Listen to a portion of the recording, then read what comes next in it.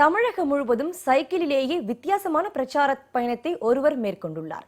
யார் அவர்? என்ன பிரச்சாரம்? எதற்காக சைக்கிளில் தமிழகத்தை வலம் வந்தார் என்பதை இப்போது பார்ப்போம். இயற்கையை மதிக்காததால் கடந்த ஆண்டு சென்னை, காஞ்சிபுரம், திருவள்ளூர், கடலூர், தூத்துக்குடி மாவட்டங்களில் பெருவெள்ளம் ஏற்பட்டது. வளர்ச்சி என்ற பெயரால் நாம் அனுபவிக்கும் நன்மைகளை விட பிரச்சனைகளே அதிகமாக உள்ளன. அதையே இந்த பெருவெள்ளம் காட்டுகிறது.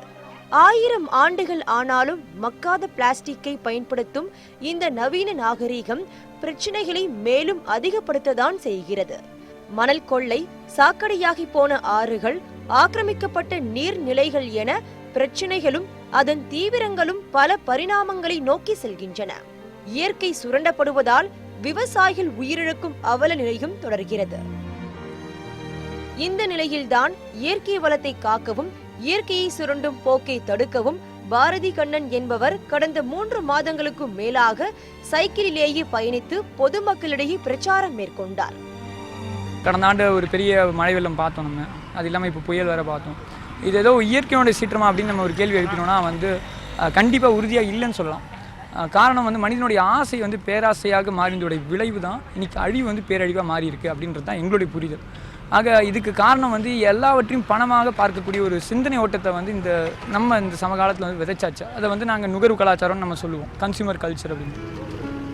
இவருடைய பயணம் சமீபத்தில் சென்னையில் நிறைவடைந்தது. மொத்தம் 6000 கிலோமீட்டர் தூரம், 126 நாட்கள் சைக்கிளிலேயே தமிழகத்தை வலம் வந்த பாரதி கண்ணன் 60 பள்ளிகள், 15 கல்லூரிகள் மற்றும் பொதுமக்கள் அதிகம் கூடும் இடங்களில் இயற்கை வளங்களை பாதுகாப்பது குறித்து விழிப்புணர்வு வாசகங்கள் எழுதப்பட்ட பதாகைகளை ஏந்தியவாறு பிரச்சாரம் மேற்கொண்டார். போயிட்டே இருந்தேன், பார்த்தேன், கூட்டமாக இருந்தது. பார்க்கும்போது ஏதோ பேசிக்கிட்டே இருந்தாங்க. நானும் நின்று கேட்டேன். கேட்கும்போது தான் தெரியுது அவங்க நிறைய நல்ல விஷயங்கள் சொல்லிகிட்டு இருக்கிறாங்க அப்படின்னு.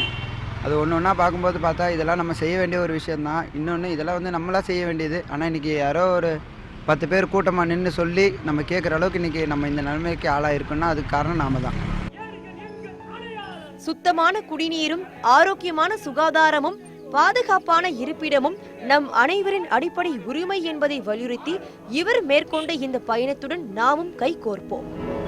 இயற்கை வளங்களை பாதுகாக்க கிட்டத்தட்ட 124 நாட்களுக்கு மேலாக சைக்கிள் மூலமா தமிழகம் முழுவதும் இந்த இளைஞர்கள் பயணம் மேற்கொண்டாங்க. இனிவரும் காலங்களிலாவது இயற்கை வளங்களை பாதுகாப்போம். ஒளிப்பதிவாளர் விக்னேஷுடன் நித்யா, நியூஸ் 18 தமிழ்நாடு.